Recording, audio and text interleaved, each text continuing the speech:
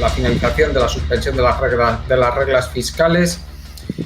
Y a mí me gustaría, Tony, que comenzaras tú comentándonos cómo ves la situación de cara al año que viene. ¿Se van a cumplir por parte del gobierno español esas previsiones o tú crees que finalmente van a tener que aplicar medidas drásticas para poder cumplir con Europa, o si también ves que pueda, como alternativa, que puedan incumplir el compromiso con Europa de acabar el año con el 3% de déficit? Adelante. Bueno, pues buenas tardes. Yo el futuro lo veo como un toro, sí, pero negro, negro. Negro, negro porque realmente lo que viene, bueno, es que esto ya lo han... El problema con lo que está ocurriendo ahora es que tanto el lado progre como la extrema derecha están tantos equivocados, porque por el lado progre te dicen que subir el techo de gasto un 0,5% es, bueno, jauja. Y el lado extrema derecha te dicen que es despilfarro. Cuando ambas opiniones son incorrectas. ¿Por qué?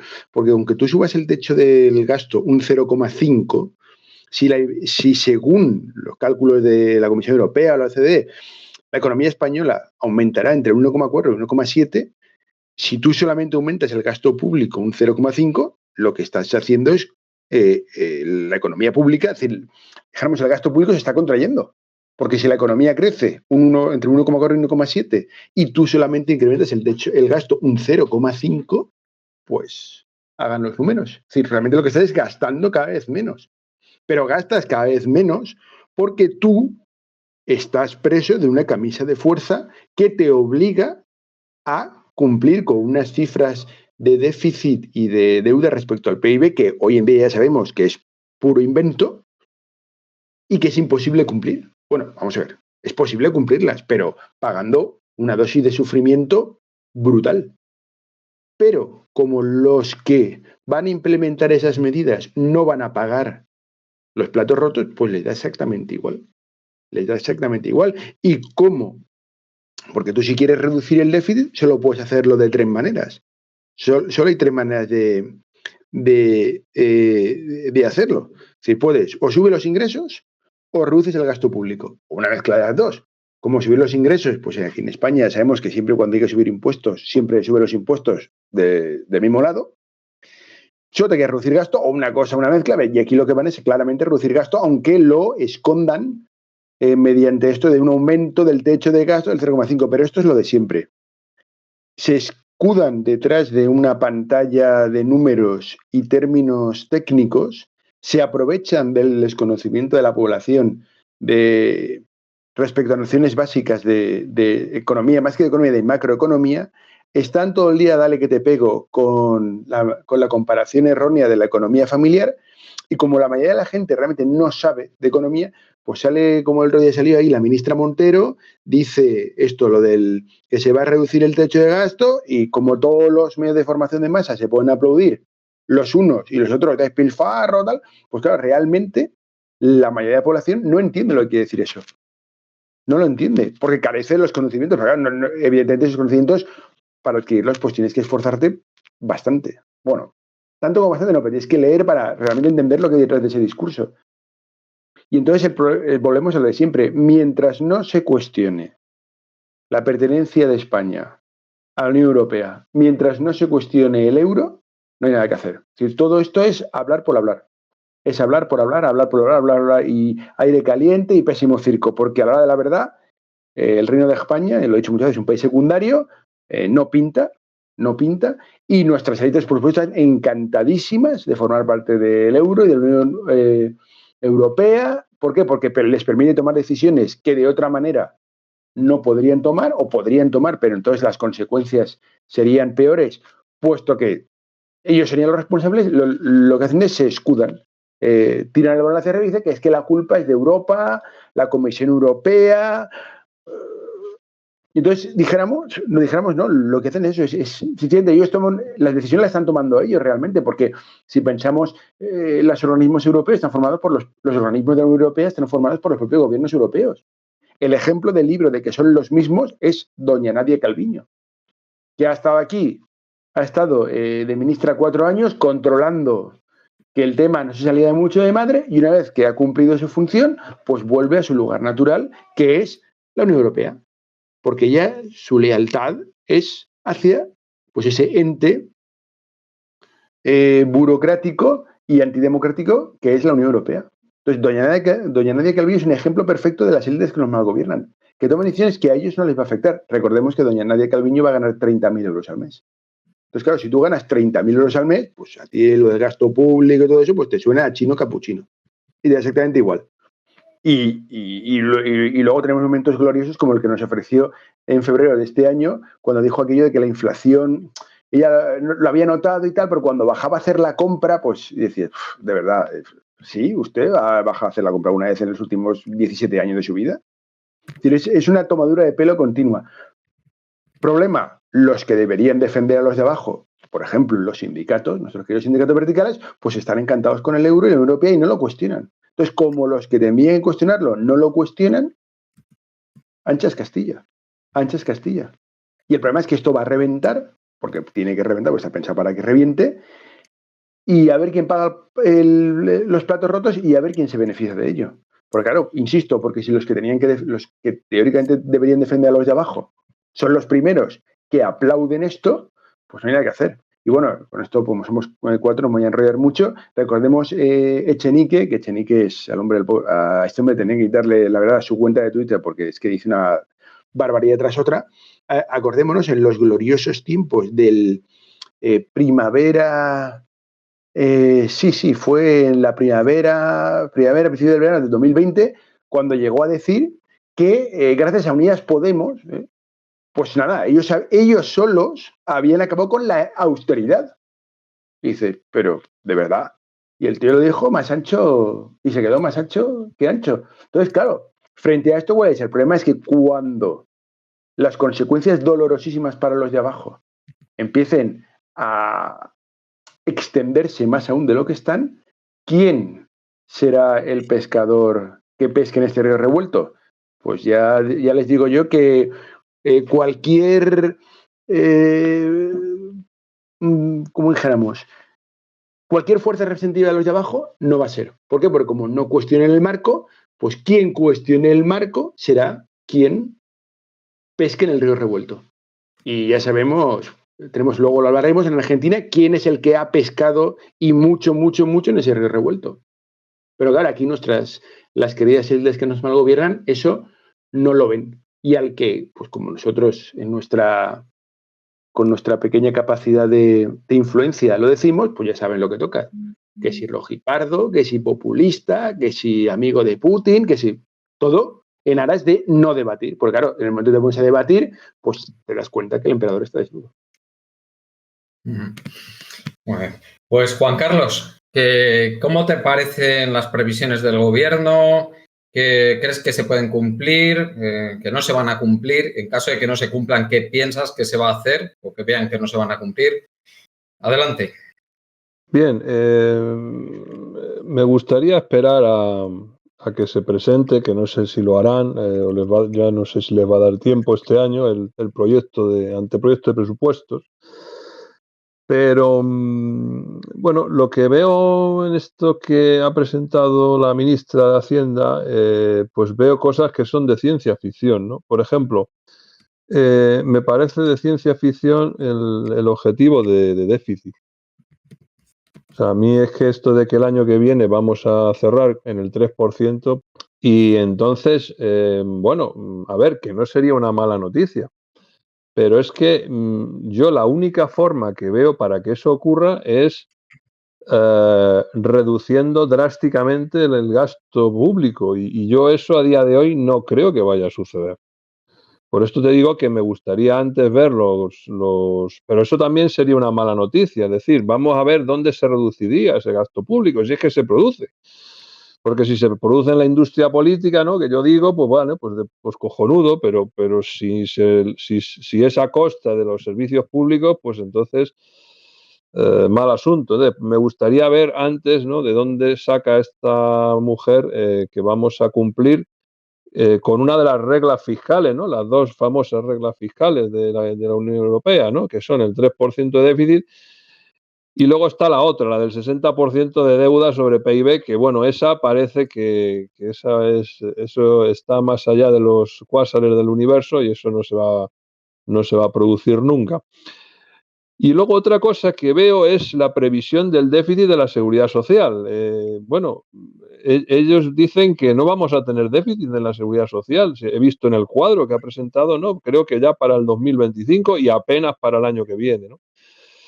Estas cosas son metafísicamente imposibles, ¿no? Es decir, aquí el asunto de las pensiones, que ya lo hemos hablado en otros programas, pues o sea, para que no tenga déficit la seguridad social, la única forma es hacerle transferencias corrientes desde los presupuestos del Estado. Entonces yo le pregunto a la señora Montero, ¿qué pasa? ¿Que este año le vamos a traspasar todo el agujero, se lo vamos a pasar desde los presupuestos generales del Estado? Por eso digo que me gustaría verlo, ¿no? Me gustaría ver esas cuentas antes de sacar conclusiones sobre estas cosas que ha puesto hoy la ministra, que bueno, si fueran verdad, pues insisto, serían buenas noticias.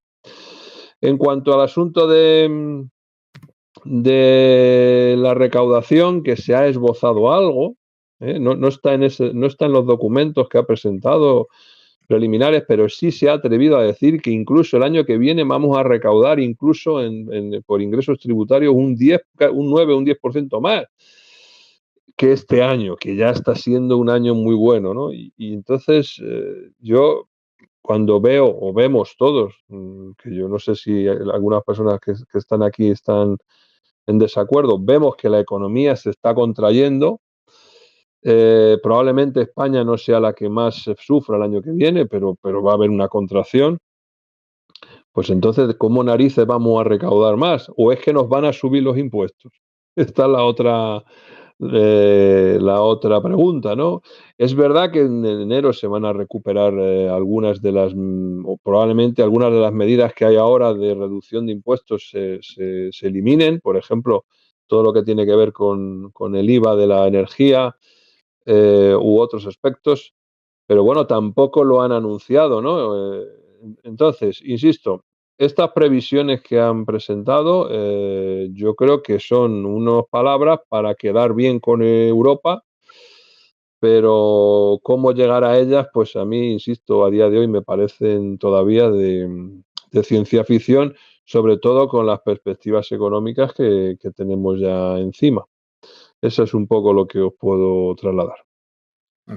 Pues Jorge, adelante. Yo es que la discusión sobre el tema de las reglas fiscales es lo primero que tendríamos que plantearnos si esas reglas fiscales tienen sentido económico o no lo tienen, ¿no? Es puro pues, ideología, fundamentalismo financiero, como lo llamaba William Whitney, ¿vale? Porque en última instancia el déficit público lo que hace es poner dinero público en las manos de empresas, familias y sector exterior. Así que reducir el déficit público es reducir la cantidad de dinero que entra en la economía privada. Igual que un superávit público lo que hace es reducir, un superávit público lo que hace es reducir la cantidad de dinero en la economía privada y el déficit lo que hace es añadir dinero en la economía privada. Así que las reglas en sí no tienen sentido para un Estado, ¿vale?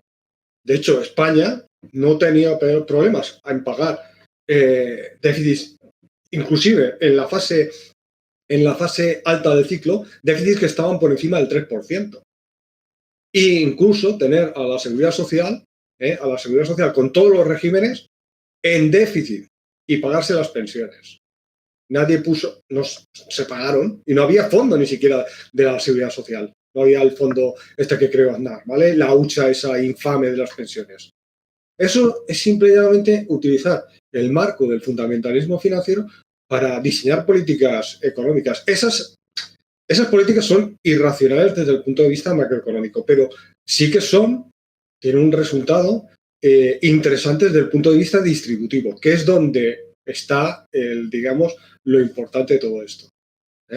Porque cuando hablan de déficit, siempre están hablando efectivamente de déficit con respecto al déficit primario.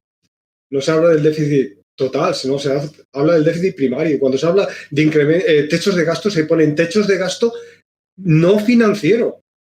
¿Por qué? Porque el gasto financiero, ¿vale? El gasto financiero y el déficit que se pueda tener por el tema de la deuda pública, en última instancia es un flujo de dinero que va a manos de los ricos, de los que están ya podridos de dinero.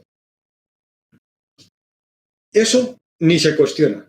Así que estamos dando vueltas con respecto a unas reglas que lo que hacen es destruir, están puestas para destruir el Estado social en toda Europa. Es así. No hay otra cosa. ¿Por qué? Porque dicen, no, es que el Estado va a actuar ahora como si fuera un usuario de dinero. Entonces, ¿quién es el encargado de meter dinero en la economía si no es el Estado? ¿Quién? ¿Las empresas van a crear dinero? ¿Lo van a hacer? ¿Vamos a darles el Banco de España para que creen dinero? ¿No? Y es que el tema está ahí. Todo el déficit, todo lo que es deuda pública, no es otra cosa que el déficit es incrementar la cantidad de dinero público en manos del sector no público, o sea, sector privado o más sector exterior, y la deuda pública no es otra cosa que ahorro. Ahorro en forma de bonos.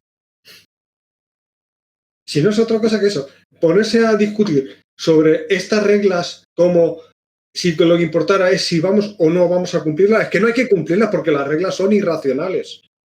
Macroeconómicamente son una aberración. ¿Vale? Lo decía Wirre, lo decía bien claramente. Cuando le dieron el premio. Pero una aberración que como no tenemos Banco Central propio nos puede... ¿Cómo que no tenemos Banco Central propio? El Banco de España sigue siendo... Tiene usurpada la soberanía monetaria. De hecho, para hacer su trabajo, tiene que ser soberano monetariamente, porque tiene que crear los euros que sean necesarios. Todo el programa de compras, ¿de dónde ha salido el programa de compras del Banco Central Europeo? Saltándose, en última instancia, su propia carta y el Tratado de la Unión. Pues, de donde salen todos los euros del Banco de España, que los crea, son sus pasivos, son su deuda. Y ya está. ¿Por qué tenemos que el Banco de España hace eso? Que es el banco 100% público. Es el dueño del Banco de España, ¿quién es? El Estado español. Pues claro, imagínate, Jorge, esos años que el Banco de España compró en niveles de 2 cifras del PIB de deuda pública, incrementó sus pasivos en ese volumen. Imagínate lo que hubiera pasado, ¿no? Si no llega a hacer eso, si no llegamos a hacer eso, claro. Si no llega a hacer eso, absoluto en la simplemente no hubiese habido un impago en el Tesoro. Y eso no puede consentirlo un Banco Central responsable. La FED lo tiene claro, en la FED lo tiene muy claro porque inclusive cuando hay prohibiciones de descubiertos, en el propio manual de la FED pregunta ¿qué ocurre si en la cuenta del Tesoro no hay fondos y hay que hacer un pago? Se crea un descubierto y ya está. Se crea dinero, pero eso pasa en todos los bancos centrales, porque la primera regla de un banco central es que funcione el sistema de pago. Si no, ¿para qué coño tienes un banco central? Entonces, Jorge, ¿por qué hay tanta animadversión a hacer este tipo de cosas por parte de alguna ala de economistas? Bueno, eso está claro, porque el mito de que hay que equilibrar el presupuesto, mito, dicho, además, llamarlo mito, el mismo Samuelson, que fue uno de los grandes introductores de ese mito. Es para meter miedo a la gente, para que la gente no pida más gasto público. No pida una sanidad, no. Al ponerle esos límites, lo que haces es asegurarte que el Estado no gasta en eso. Pero cuando hay que hacer una guerra, inmediatamente ya no hay límite de gasto. No hay límite de gasto. Cuando hay que rescatar a los bancos, no hay límite. Que se lo digan a Irlanda, con los rescates que hicieron, inclusive por encima, saltándose las garantías de depósito. Ya sabéis que hay un límite de garantías de depósito. Pues en Irlanda dijeron, no lo saltamos. ¿Vale? Y se lo saltaron. Y pagaron todo. ¿Por qué?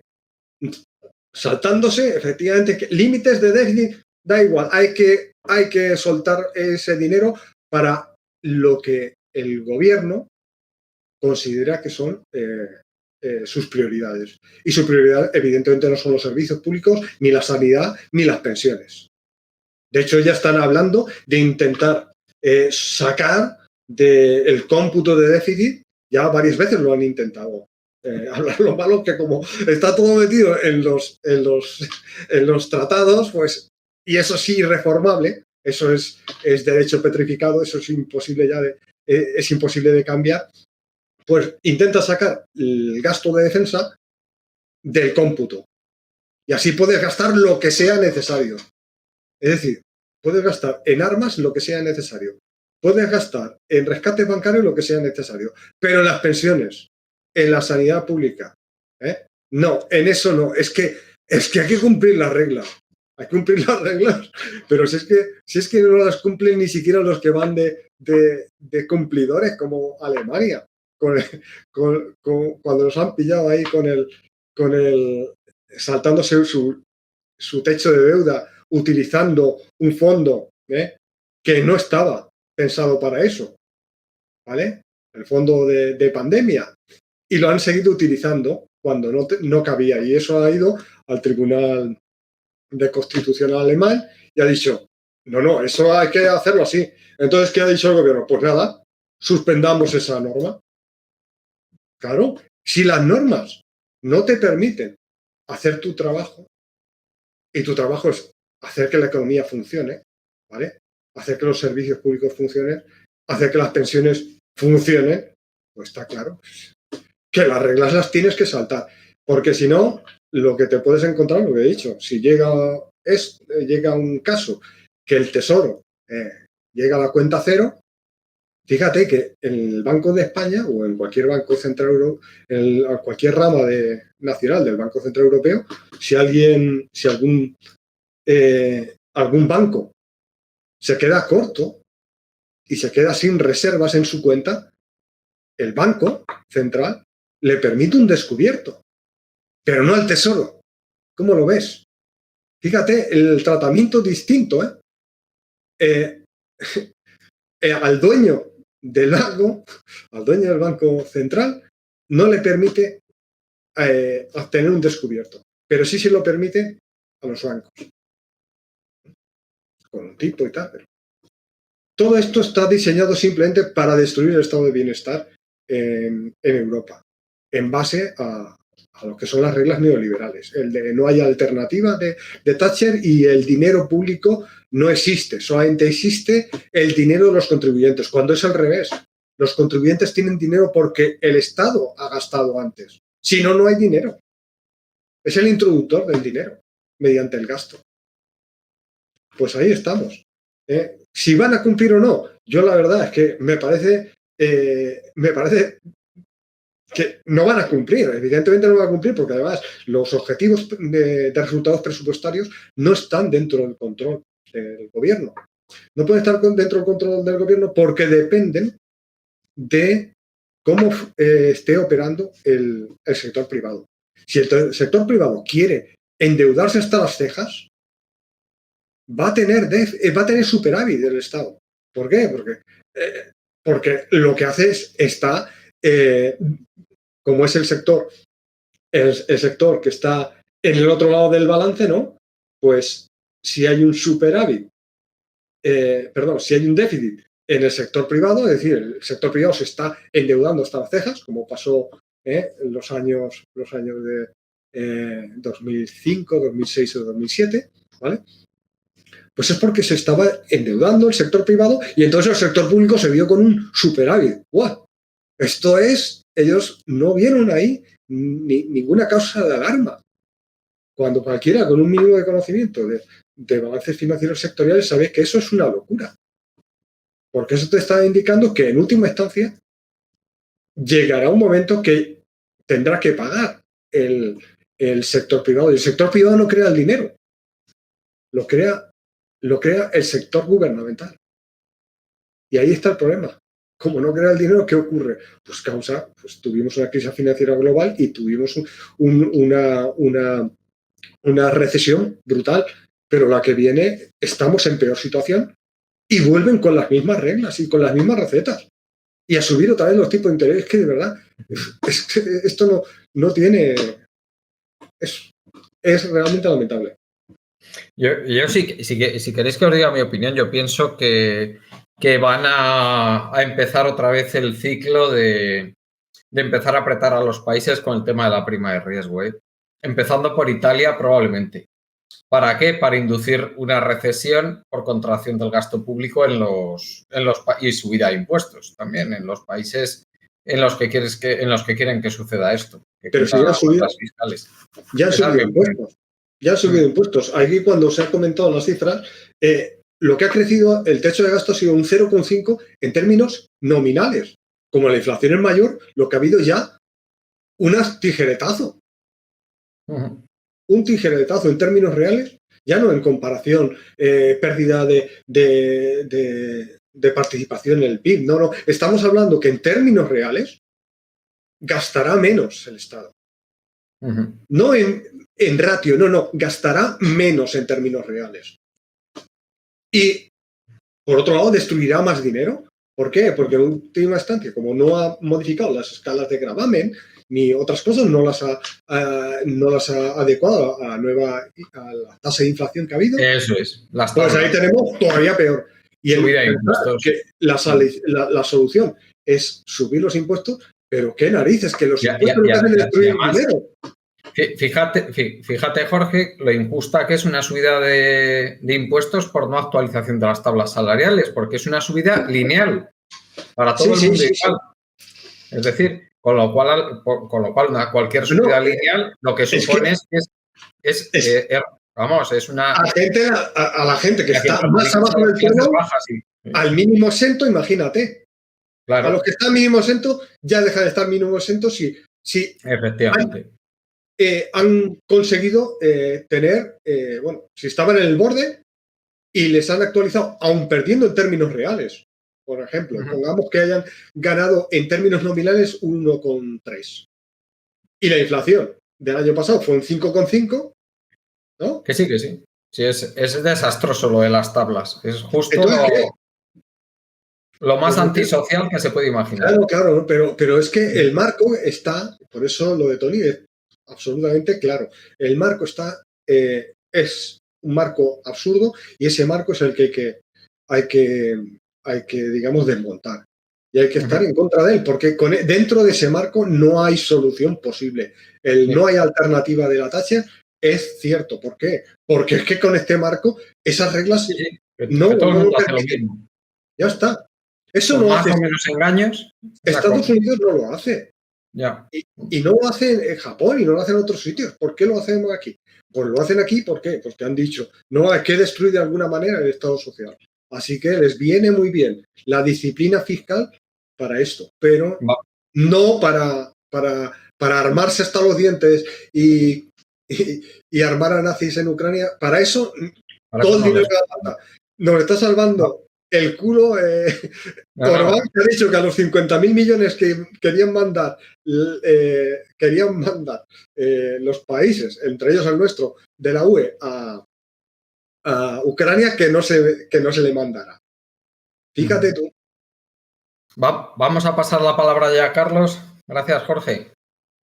Carlos, ¿cómo ves la situación? Bueno, yo veo la situación, pues, hombre, con una tristeza grande de ver cómo el crimen contra la humanidad, que supone el 3% de déficit, de límite de déficit de la Unión Europea, va a volver a entrar en vigor. Y, sin embargo, desde el gobierno español, pues no se da máxima prioridad a precisamente acabar con dicho déficit. Yo creo que, bueno, el déficit más o menos se va a cumplir con mayor o menor cocina de los datos. Ahí tiene razón Tony.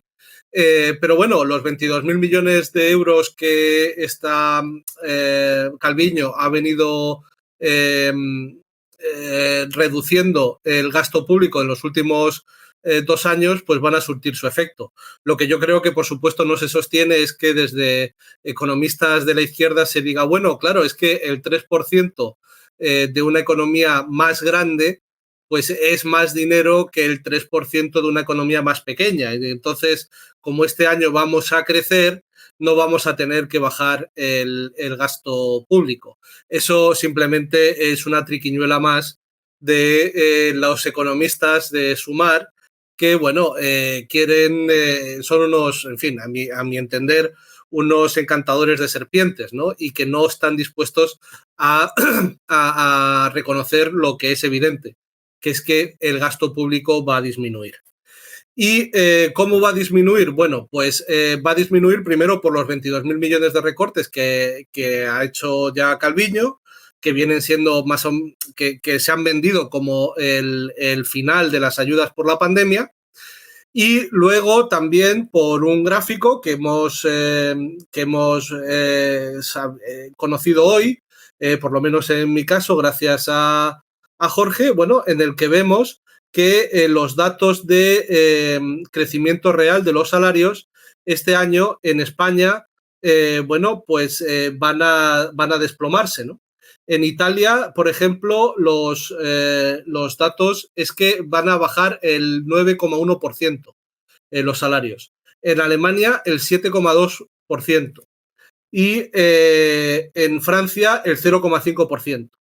Y en España también vamos a bajar, si no recuerdo mal, un 5%, ¿no? de los salarios. Bueno, eso significa que ahí está el recorte, es decir, el recorte se ha venido produciendo como siempre se produce en este país, que es por pérdida de poder adquisitivo de los salarios.